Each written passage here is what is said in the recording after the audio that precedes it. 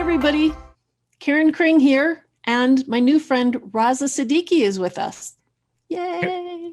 Karen, I'm so excited to join you on Curious Media. I love what you're doing, big fan, and great to be seated here. Not used to being on this side of the table, but let's see if I can't. Let's see if you can figure it out. You look good in the suit, by the way. Well, thank you. My wife tells me what to wear. I don't have much choice in that matter anymore.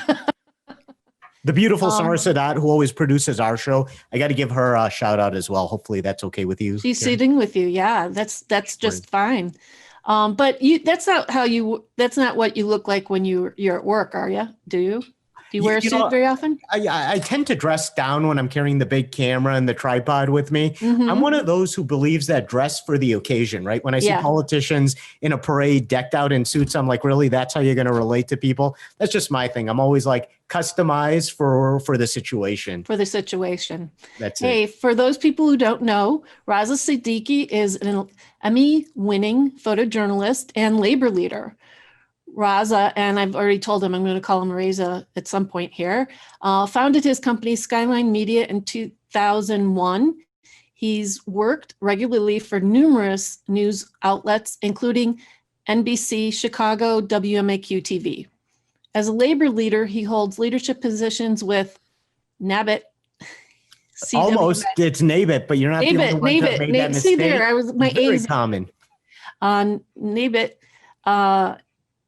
CWA, the National Association of Broadcast Employees and Technicians.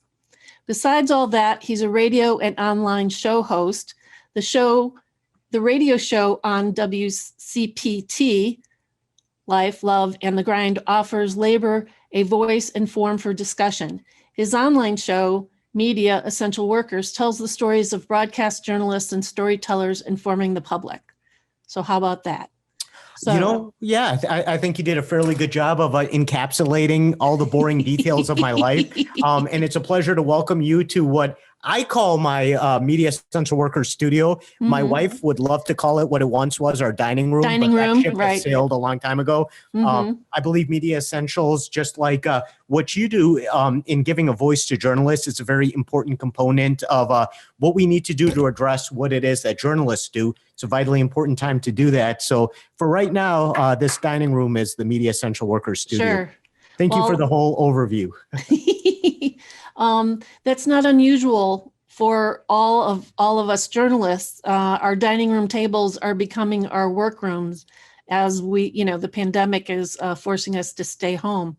So how has the pandemic been treating you? How has it influenced your work? Well, I'll tell you this. It's created more of a need for what I do as a union labor leader. When the pandemic first hit in March, as everyone was told in Illinois to stay at home, to stay, isolated, what happened with a lot of our workers who work in the sports industries, as you could well imagine, their industry was decimated. All sports stopped. They had to quickly realize how they were going to feed their families, what they were going to do to put food on the table. And there was a rush on a lot of these unemployment sites. A lot of people needed to know how to get the resources they needed. And that's actually kind of the roots of Media Essential Workers. I stepped up not only to kind of guide them with, again, Raza Siddiqui and Jeff Jacobson, who's a former IDES worker who kind of told people how to file for unemployment, what they're entitled to, if your work was reduced, how you can make that gap in payment, kind of resources to get journalists out there, sports technicians, the information they needed. Also, a lot of agencies, as I'm sure you're aware, stepped up, like the Chicago Headline Club, started a fund. Individuals like Larry Lage out of Ann Arbor, Michigan, started funds to help these people. So this was a conduit to help journalists find out what they needed to get what they needed. We're so used to telling stories to other people that we sometimes don't look out for the fact that, hey, we need information very pertinent to what we're doing too. So in answer to your question, how did the pandemic treat me? It kept me busy for certain. Kept you busy helping your colleagues. How did it affect your bottom line? You're in essence a freelancer, a contract labor. How did it hit you? So I was one of the fortunate ones who still had work on a regular basis. I typically work for the 10 o'clock news, and my situation remained pretty much the same. A lot of people I work with at various stations along with sports were affected. So my mission became more of, I'm in a situation to help these colleagues, to help these friends, for the people that they are, for the people who I appreciate, but also for the benefit of our industry as a whole, right? Journalism is an industry that has been disinvested on for quite a bit of time.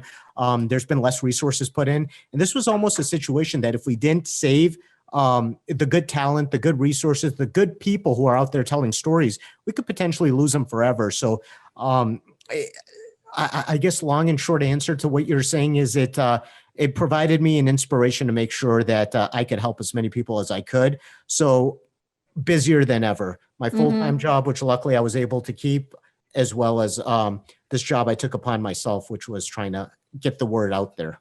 Cool. Hey, let's go back a little bit. Sure. Journalism. When did you decide that was a good idea? I'd say pretty much when I was born. I was like, I know there's a story here and I got to figure out what it is and how to tell it. My parents used to tell me that I would stand up in the crib and just look out the window. I would just look to see what the neighbors were doing. I think that was my early local community journalism that was figuring out, okay, what's this person up to? What's that person up to? Wait, why are they doing that? So it was something I always wanted to do. But the most I can point to the direct feeling of when I thought that this was an important line of work was watching hurricane coverage and watching people, out there in these life and death situations, but telling stories that would help other people in the community, keep them safe. And I remember the first time I saw a hand come out from behind the lens and wipe what looked to me to be the TV to make sure I had a clean view of the picture that we were seeing. I was like, well, that reporter's getting a lot of credit, but I think whoever is taking that image, he's pretty cool. And that's when I knew, probably at the age of 12, that I wanted to be a photojournalist. Wow. And how did you get your start? That is a good question. So I knew I wanted to be a photojournalist. My dad always wanted to be a journalist. He was an immigrant to this country, had to give up on his dreams to be able to secure a financial future for his family. So he never pushed me to do anything else, but he kind of told me it might be more lucrative to get into business. Or my grandmother always said medicine. So I started off as a finance pre-med in college. Very soon realized that wasn't for me and did what I did best, which was pick up a camera and a scanner and kind of go chasing news. It's when I did that I realized, you know what, I'll learn something so that I can continue in case this doesn't work out. But I really want to pursue the journalism avenue. I did that. I worked at WICD in Champaign, Illinois. Grant Weedy, he was my first news director. And I remember he sat down, he looked at my resume, said, "You're a finance major. What are you doing here?" And I said, "Mr. Weedy, please." I said, "Just give me a chance. You're a news director. You're also an anchor man. What are you doing in both those roles, right? You got to prove yourself somewhere." Small markets, if you don't know, you do everything. So I told him, just please give me a chance, see what you think. He gave me a chance. I remember my second day on the job, they said, "Hey, we're short a photographer. You want to go out there and shoot something? We could pay you to do it." I didn't know how to, the photographers watching this will know what it means. White balance, which is basically set the color levels of the camera. Mm-hmm. Didn't know how to do that. Didn't know how to hold a shot long enough, but I wasn't going to tell him that. I was going to go out there, make my mistakes, and have him be like, it's better than no video at all. Through a series of mentors, Rich Flesh, who's now, I believe, news director at WCIA in Champaign, great mentor. Mike Irvin, who's in Peoria now, they guided me. They really, I never took a journalism class, never took a production class, but these people really guided me, told me what was important and how to carry myself in a way that exuded that confidence that you need as a journalist to be able to tell a story. And these are people that I cannot thank enough. Fantastic. Thanks for mentioning them.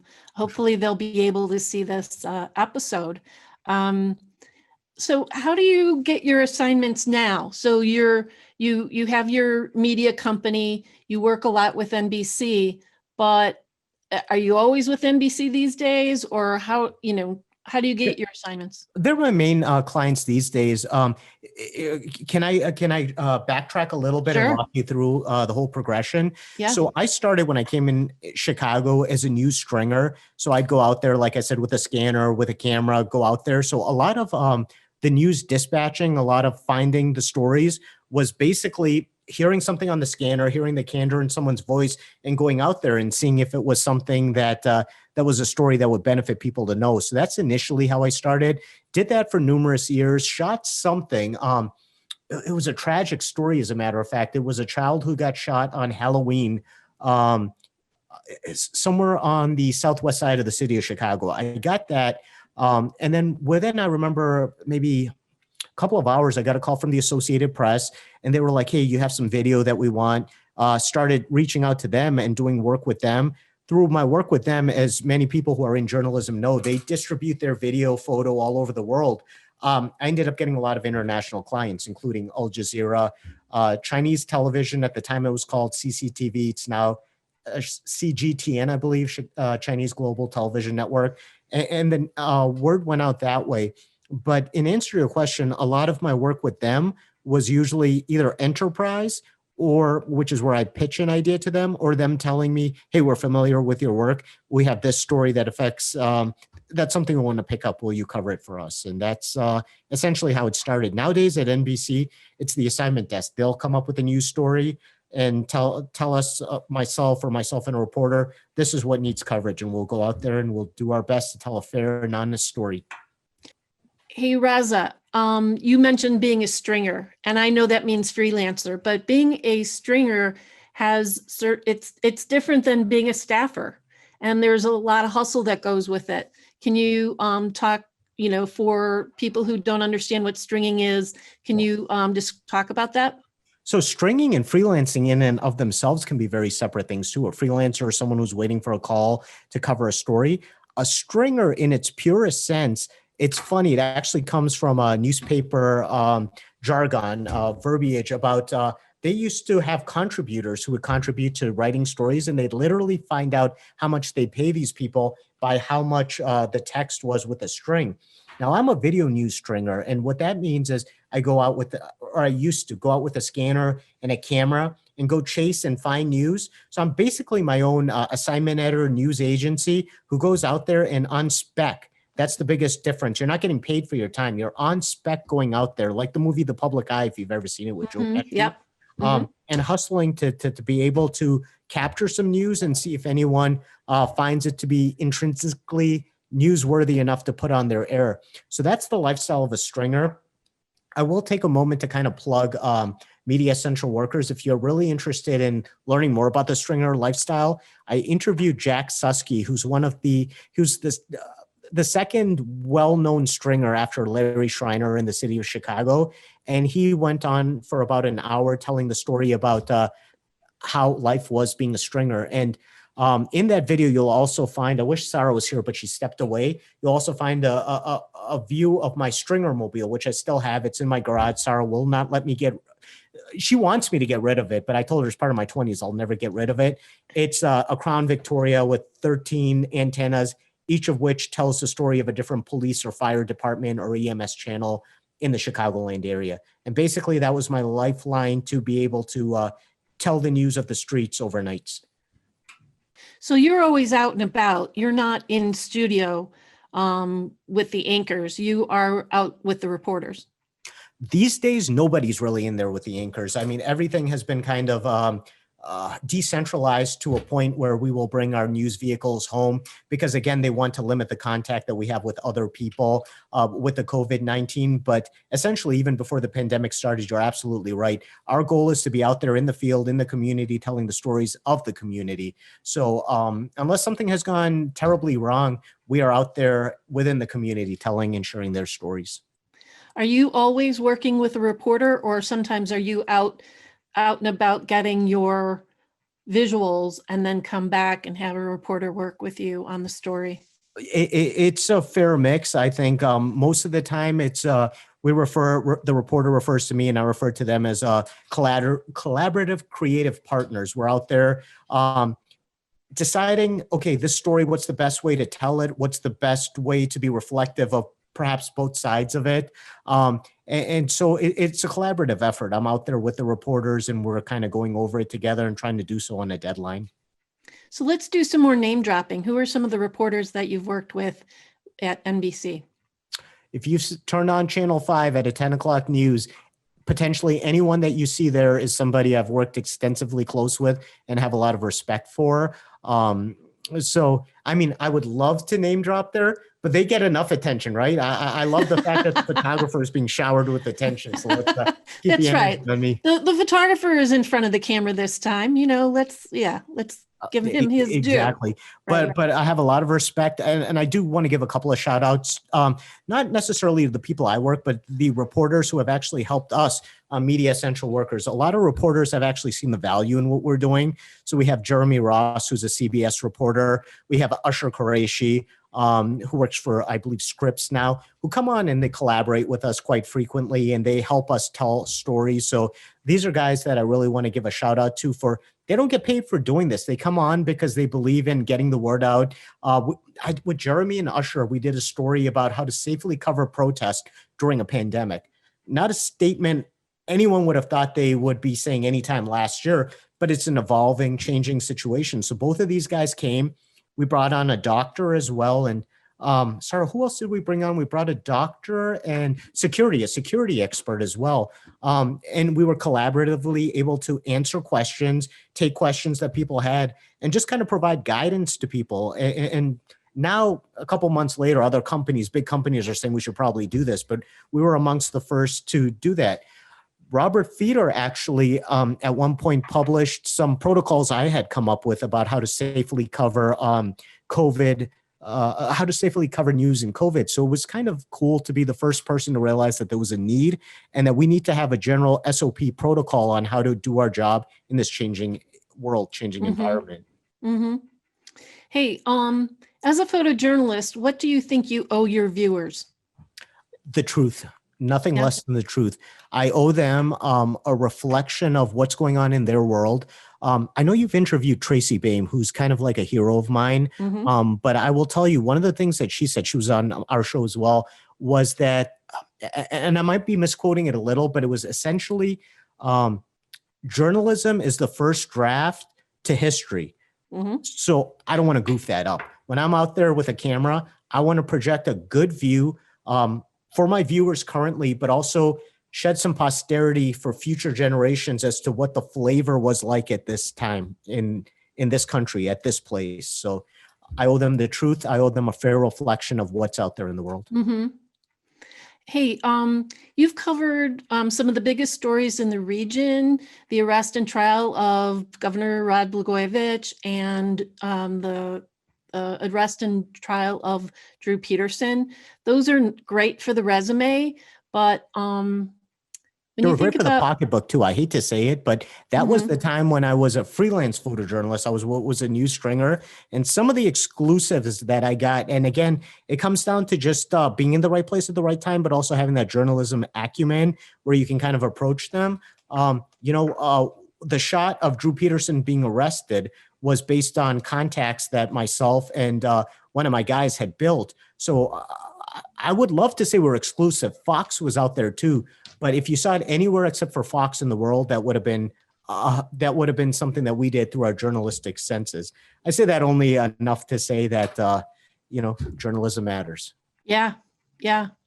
Hey, so like you said, good for the resume, good for the bank book. Paycheck, good for the bank. But have there been some times when you've been covering a story when you go, this is what it's all about. This is why I do this job. That's a good one. I think anytime. Oh, you know what? I'm going to paint a picture for you. It's not going to be a beautiful picture, but it's going to be a real truthful picture. I'm going to use some verbiage that might be a little offensive to viewers. Would that be okay? Can we keep it real? Sure. Can we have a real conversation? I was a news stringer at a time, right? And I remember I was very astute at being able to get people to talk. People who didn't want to go on camera, I'd at least tell them, convince them, share your story.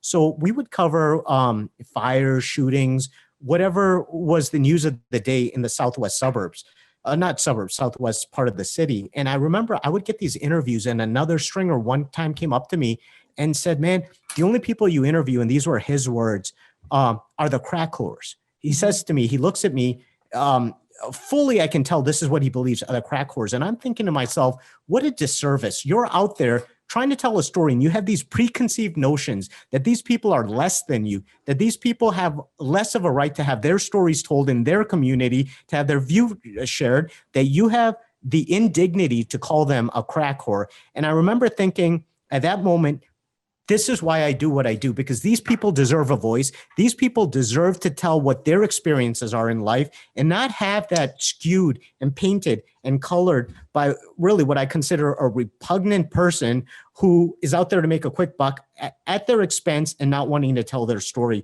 And I realized maybe that this isn't what I want to do, but this is what I need to do. And this is what the community deserves in terms of a journalist on the beat covering their stories. Mm-hmm. Mm-hmm. I understand, rumor has it, that you have been on episodes of Chicago Fire and Chicago PD playing a photojournalist. Can you tell us more about that? Well, I'll tell you this. It's a funny story. I don't believe I've been on Chicago Fire. I was on a couple episodes of Chicago Police where I was playing an extra. You really do your research. I got to appreciate that. I've forgotten some of those things. The first time they had me setting up a news truck, right? So I'm basically putting the mast up and I appear in that role. The second time I show up, they tell me, hey, we don't really need you. Just stay in the truck. So this is just got to stay between you and me and whatever viewers end up watching this. Right. So I'm sitting in the truck and I'm like, oh, I'm really bored.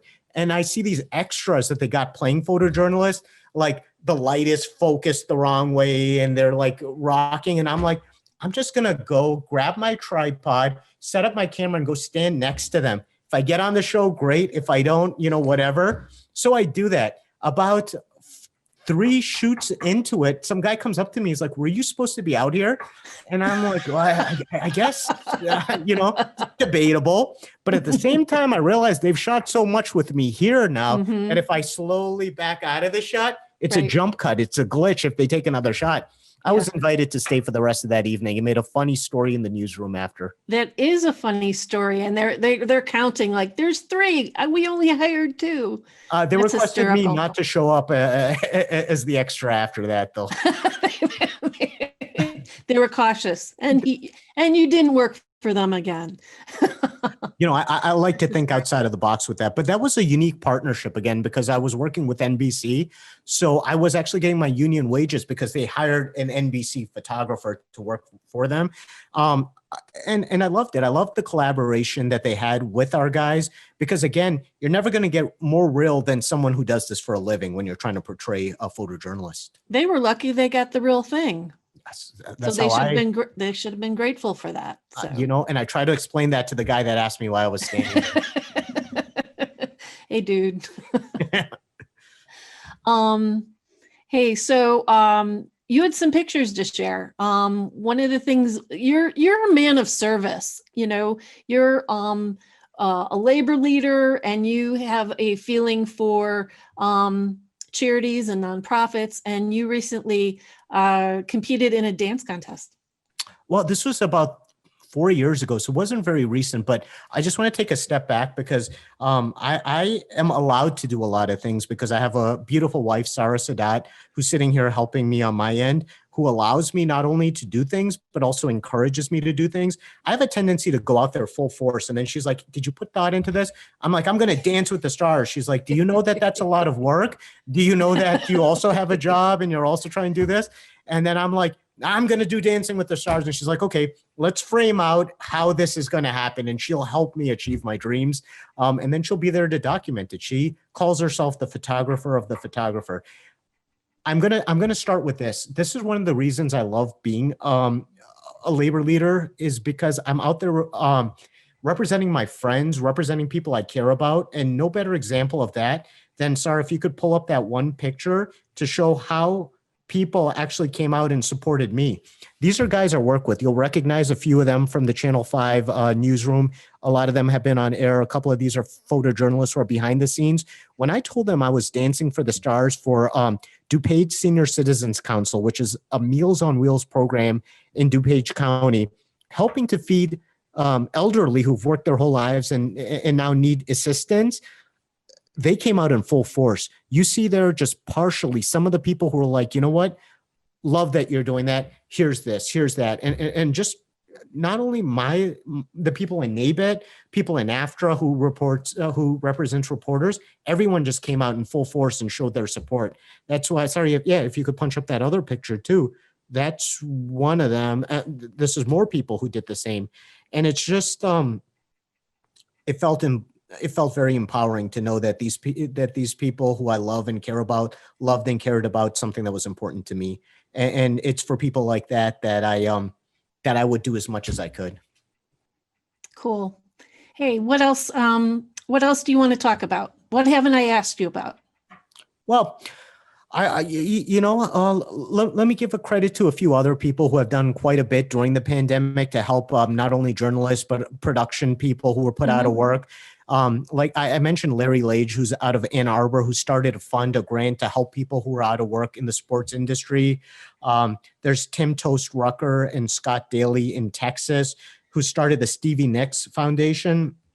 Basically, if you're a photojournalist and you're injured on the job and you're freelance, there's not a lot you can do, but these people were looking out for their coworkers, their colleagues, and started a fund to help them if they got sick, if they got hurt, to make sure that they were able to feed their families, continue to maintain some standard of living. So, I mean, I'd be remiss if I didn't talk about the other people who are out there being very proactive during the pandemic, who really do me proud and do our community of journalists proud, because they're out there looking for us. As journalists, we don't often tell our own stories, right? As a matter of fact, we're told it's not about you, it's not your story. But part of this story of this pandemic is the journalists whose stories aren't being told, because these are the people who are living it along with covering it. These are the people who wake up every day in the same world everyone else is and covers their story, but doesn't ever take that introspective look back at themselves. And that's fine, because I plan to, just like I know, Karen, you plan to be the voice of these people and let the world know what it is they do. I started Media Essential Workers to fill that need of helping people, but also to combat that whole effort of fake news. There's that whole fake news used to kind of mitigate what we go out there do. I don't go out there to tell a news story, expose myself to a potential pandemic, my family when I bring it back home, if I'm not believing in what I do, if I'm not out there wanting to do a service for the community. And it's not just me, it's every journalist who's out there, I like to think, who's out there doing it to tell a story, to talk about what's happening in the community. And it's time to give a voice to the people who are doing that as well. One of the reasons I started Media Curious is because I'm a big believer that the fourth estate, the press and broadcast, are essential to keeping democracy strong. And we have the public sector, which is government. We have the private sector, which is corporations. We have the third sector, which is nonprofits. And then we have the fourth estate. And I think that the fourth estate, journalism and the press, need to be understood as well as government in order for it to be able to do its job well and to be able to inform the public. And I'm a little tired of people saying the media, oh, the media, oh, the media.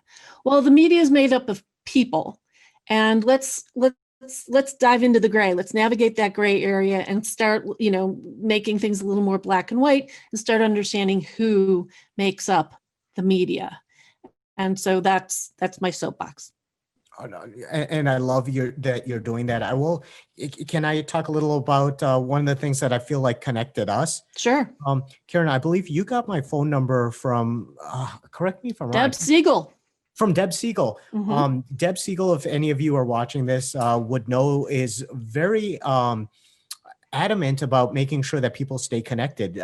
She worked at Channel 2. She makes sure that people kind of stay in touch. And one of the things that Deb and I connected on is when this pandemic hit, I started reaching out to and calling the retirees of our union just to check up on them, just to make sure that they were okay, they were healthy, see if they needed anything. And we would just start talking, right? They would talk to me. They'd tell me about, hey, so is this still happening? Is this happening this way? And they would enrich me on stories that they had experienced. In our industry, it's kind of like I was saying before, there's disinvestment in it. So I was intrigued about hearing when there was a lot of investment, the kind of stuff that they did. And I really just started loving the stories of these people who created the news, made the sausages, so to speak, Yeah. that I grew up watching. And they tell me these stories like the Mirage Tavern and how the Sun Times started this whole or basically built a facade of a tavern to catch what was it? People taking bribes, right? Right. City inspectors. City inspectors taking bribes. And it was just hearing these stories. I felt like a kid at a campfire. And I would go into work and tell some of my friends that, like, that's a great story. I'd like to know more. And so I started kind of profiling some of the stuff they did. And it was just such a cool experience. I mean, again, it just paints a picture that you're never able to experience unless someone tells you about it. I talked to a guy who's a photographer when Disco Demolition went down, and just talking about how quickly it devolved into like a riot type situation. Just so many stories. We were talking to Jimmy Mack, who worked at NBC for multiple years, who was telling me about Flight 191, I believe it was, that crashed in Elk Grove Village, and what it was like in that newsroom that day at the Merchandise Mart where NBC used to be located when that happened, and just the thought process and the frame of mind of people and just working through a tragedy, right? Like when you're working in a tragedy at that scale in your community, it takes an effect on you. I'm talking about more recently. I was talking to friends about how they're covering news. Buildings are boarded up, and it takes kind of an effect on you mentally. It's not PTSD, but it kind of is, right? People know these situations, and while everyone else is staying at home, you're out there experiencing a city you probably know, probably love, and seeing the changing landscape of it, and you still have to go out there and tell the story of what's happening. And it's just, I've experienced that now. It's fascinating to me to hear about people who have experienced some of the stuff I've only heard about. And that was just another byproduct of what Media Essential Workers helped us get out there. That wasn't even our main mission, but it has surpassed some of the other stuff we do in terms of interest from people who watch our programming. Raza, what you were talking about was the idea that we as photojournalists have to be the observer. We have to be objective and catching what is happening in front of us, and we can't be participating. We don't have time to be upset or reacting. Our reaction has to be to cover the news. Has there been a time when you've been there to cover the news that you sort of broke that fourth wall and sort of broke the proscenium, so to speak, and got involved in the scene that you were to be covering? So I'm a very strong believer that, as you said, you're an observer. It's not your job to get involved. And the biggest service that we can do is to project and profile what's happening and let, discussion take its course. I will say that if I were in a situation where it was life or death for someone, and I could be helpful to them, it hasn't happened. But if there is a situation like that, part of the story, put down your camera. Part of the story then becomes, there were people there to help. Did they help or did they not help? And I could see myself stepping into that role. But like I said, I firmly believe in pure journalism. So I'll take my advocacy and help my industry, journalism. I'll take my advocacy and help my people, the journalists who are out there covering the story. I'll be out there lobbying for journalists who are working in a situation like this to get paid to cover the risks that they take. One of the things I'm proudest of is the work I had done. Gosh, I'm getting old. It must have been 20 years ago, to fight for the cameras in the courtroom in Illinois. And I remember just the satisfaction I had, and I would lobby. And this is where I believe that the journalists shouldn't always be neutral, that they should be advocates on what helps them. Politicians aren't going to make the ruling to be more transparent, in my opinion. It's going to be the journalists who demand, protection for sources, federal shield laws, cameras in courtrooms, things that advance journalism, things that advance transparency. And I was very happy that the work I had done at a younger age, I think it was 2012, when I was in DuPage County and the Illinois Supreme Court kind of initiated a pilot program where they let courtrooms roll this out. And I was amongst the first camera in DuPage County to tell a story. Tragic as it might be, that's a story that needs to be told. And the public sphere of the courtroom needs to be open to the public, needs to be something that's visible.